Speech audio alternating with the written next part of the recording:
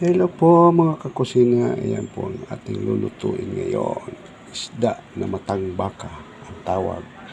Sibuyas, bawang, sili, asin, paminta, magic sarap, suka para masarap. Lagyan natin ng kunting tubig. Takpan, sindihan ang apoy.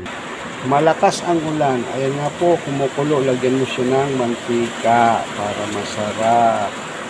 Ayan. Ang lakas ng ulan.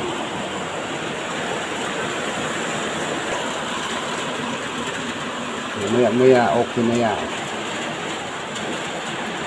Lagyan din natin ng konting toyo. Ayan. Ayan na ang ating paksiw. Lagay na natin itong dagdag sipa.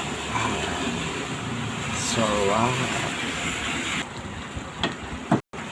Okay na to.